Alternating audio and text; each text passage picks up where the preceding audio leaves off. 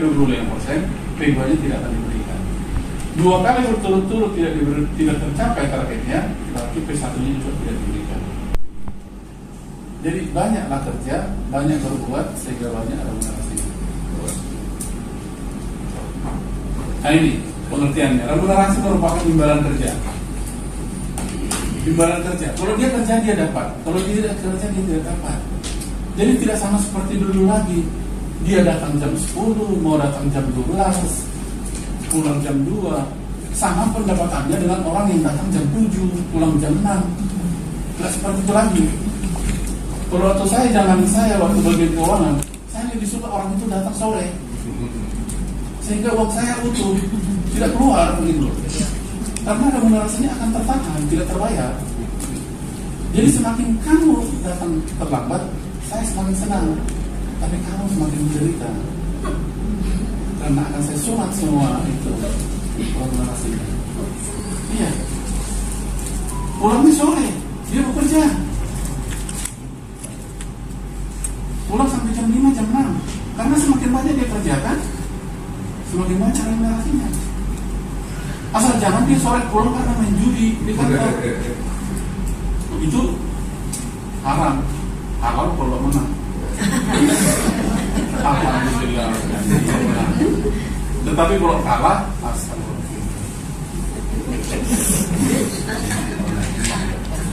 Jadi remunerasi itu ada gaji. Ya, ini diingat-ingat nih. Remunerasi itu ada gaji. Berarti Bapak Ibu sekalian dapat gaji. Gajinya itu ada 2. Satu gajinya sumbernya dari Pemda, satu gajinya dari BLU. Ya, satu gajinya dari Pemda, satu gajinya dari BLU. Yang dari BLU itu disebut P1. Itu untuk pegawai PNS. Kalau pegawai BLU, dia dapat gaji itu dari BLU, tidak dapat dari Pemda. Mengerti ya? Berarti kalau dia pegawai negeri, ada gaji dari Pemda, ada dari BLU. Kalau dia tenaga BLU, dapat dia P1 dari BLU. Kalau P1 itu, gaji itu tidak berubah selama 1 tahun. Kalau istilah orang Medan dulu, ayam berkokok, pagi-pagi udah dapat itu, pasti dapat. Kerja tidak kerja dapat itu. Karena itu adalah uang jabatan kita. Misalnya seperti saya kepala bagian keuangan, berarti uang gaji jabatan saya selaku kepala bagian keuangan di P1 itu. Kalau misalnya kasubag rumah tangga, gajinya sebagai kasubag rumah tangga di P1 itu. Jadi kalau saya dulu di Malik sama di Medan itu, orang saya bikin 5 kali gajian. Tapi dia tidak putus uang kan. Saya bikin juga 5 kali gajian sebenarnya karena mereka banyak minjam. Iya betul. Supaya jangan minjam, saya bikin gajian 5 kali. Mereka bilang, Pak Abu, percuma Bapak naikkan remunerasi saya, atau bayarnya lewat tanggal 20 katanya. Kenapa? Saya bilang, sudah habis itu Pak untuk bayar. Jadi P1 itu saya sama gaji dari apa itu kalau tanggal 5, paling lambat tanggal 5. Terus dapat lagi P2 tanggal 10. Dapat P3 itu uang makan dan libur. Jadi dirata tanggal 25 nggak terasa 5 hari lagi udah gajian. Jadi terus tunjangan, ini tunjangan tetap ini untuk pejabat sekolah. Seperti misalnya untuk itu jangan ada dapat rumah, ada dapat mobil. Nanti tidak kalau udah naik kelasnya untuk direktur tidak ada tunjangan. Terus honorarium ada dewan pengawas. Kita harus diawasi oleh dewan pengawas. Dewan pengawas ini nanti diangkat yang punya nomor 1 bupati yang angkat. Itu juga ada aturan. Terus insentif ini adalah P2. Insentif inilah semakin banyak yang dikerjakan, semakin banyak remunerasinya. Semakin sedikit Bapak Ibu bekerja, semakin sedikit remunerasinya. Inilah insentif.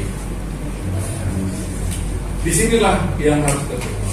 Bonus itu tadi sudah. Kenapa penting ini remunerasi? Ini remunerasi ini sangat penting karena itu temuan BPK. Waktu saya di Kementerian Kesehatan, seluruh rumah sakit di Indonesia saya yang jadi bebannya, karena semua penyelesaiannya ada di bagian keuangan. Jadi kalau sudah BLU tidak mengenal jasa medis, tidak mengenal jasa pelayanan, yang ditenat adalah remunerasi. Jadi kalau sampai sekarang kita masih terima jasa pelayanan, itu dikembalikan jadi temuan BPK. Saya waktu dapat keuangan 2014 itu saya disuruh kembalikan 4 triliun. Karena 44 rumah sakit pemerintah, ada berapa rumah sakit BLU, tapi yang paling parah adalah rumah sakit pemerintah masih menggunakan jasa pelayanan. Dokter-dokter itu sangat berat hati untuk melakukan remunerasi dulu, sangat berat sekali. Tapi lama-lama mereka mengerti, karena sekarang sudah aturannya harus begitu, harus berubah. Kalau dulu ada yang jomblang, ada satu orang dokter itu gajinya 200 juta, ada seorang dokter itu gajinya 400 juta, tapi dokter yang satu lagi hanya 5 juta. Iya kan? Tapi kalau dengan sistem remunerasi nggak seperti itu lagi. Memang nanti yang korban, tapi bisik-bisik aja, jangan kasih tahu dokter. Yang korban itu dokter yang kalau di vertikal saya dulu itu kepala instalasi, kepala apa namanya, kepala yang tidak kerja dapat honorer dulu. Jadi dikumpulin di remunerasinya di misalnya beda, nanti dibagi-bagi sama mereka gitu. Jadi itu yang dapat. Tapi kalau sekarang tidak seperti itu lagi. Profesornya kalau nggak kerja dia nggak dapat, dia harus kerja. Walaupun kerjanya menjadi narasumber kita bayar, walaupun kerjanya kasih konsulen itu maksimum 30% kali job value kali peer. Ya. Kedua, IKI dikali IKU dikali 70% kali job value kali peer. Ketiga 10-15%. Job value-nya sudah ada, peer-nya sudah ada, tinggal 30%. Selesai. Terus IKI kali IKU kali 70% kali job value kali peer. Tinggal cari IKI dan IKU. IKI dan IKU remunerasinya itu hasil capaian kinerja. Ini semua perhitungannya ada, namanya perhitungannya. Ini remunerasinya. Inilah besaran remunerasi. Pegawai yang paling rendah itu GR3. Pegawai yang paling rendah GR3 remunerasinya antara 145.000 sampai 1.284. Ini remunerasinya, insentifnya ya. Kalau P1-nya sudah dapat 1 juta. P1-nya. Kalau GR2 atau PM lah ya, PM1, PM yang paling rendah, PM yang paling rendah 259 sampai 2.726. Atau PM yang 4 1.022, 1.022 itu P1-nya 526 sampai 5 juta, berkisar 6 juta. Ini semua di sini. Kalau penunjang itu ya, penunjang PM ya PM. Yang paling rendah itu maksimal 3 juta 400, yang paling rendah.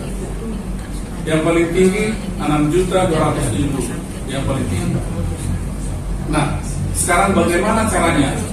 Apakah Bapak Ibu sekalian memilih yang 500 atau yang 5 juta setiap bulan? Sekarang itu kan pilihannya.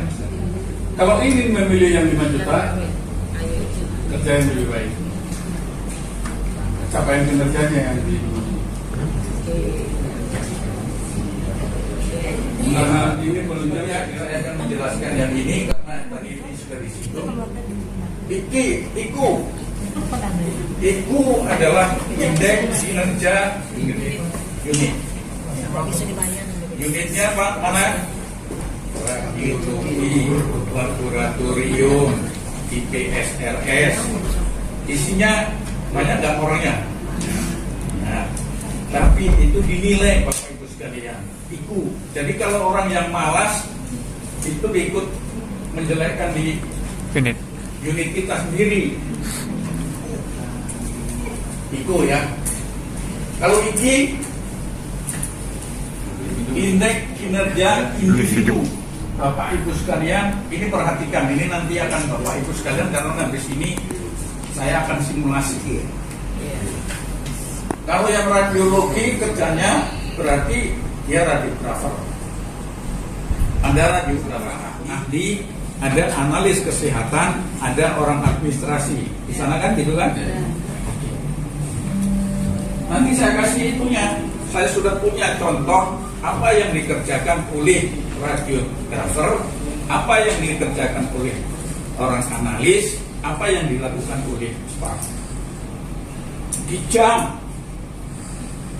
Pertanyaannya Bapak tadi, Pak Kapol juga bilang tadi, kalau orang PSRS dia betuli kursi di jam, satu kursi yang dibetulkan rusak itu berapa jam? Tapi tentunya sudah ada barang-barangnya, bahannya sudah ada, tinggal di jam. Oh, di jam, tinggal di jam. Berarti kalau tadi Bapak misalnya ada mengerjakan sampai sore, dapat kursi berapa? Nanti kan sudah ada yang misalnya, karena gini, nanti semua itu ditarget semua nanti. Targetnya ada yang 150, ada yang 100, ada yang 50, tergantung jabatannya. Nanti akan kelihatan. Nah ini. Jadi kalau ada kue yang seperti ini namanya P1, B2, B2, B3. Jadi kalau Bapak Ibu nanti keluar dari rumah sakit ini, kualitasnya beda dia. Tidak adanya kejadian kesalahan pemberian bilik. Jadi itu kan, kualitas itu kan. Terus tidak ada komplain. Ini sudah saya bikin seperti sesuai dengan tulisan. Ini sama ininya, coba klik nutrisionis. Ini terus, ini adanya 100. Kalau yang itunya terus ke bawah. Ini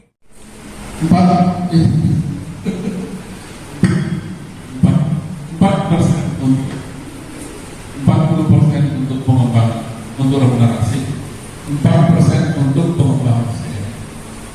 Jadi disediakan 4% untuk pengembang SDM. Ini digunakan untuk apa? Satu, untuk sekolah, untuk seminar, untuk studi banding, yang dari D3 menjadi S1, S1 S2, S2 menjadi S3. Jadi semua ada disediakan. Kita sudah membuat alur pembayaran remunerasi seperti ini. Ini Pak yang kemarin yang saya bilang itu, kalau misalnya ada pegawai ini, jadi kita langsung data penilai kinerja, ada yang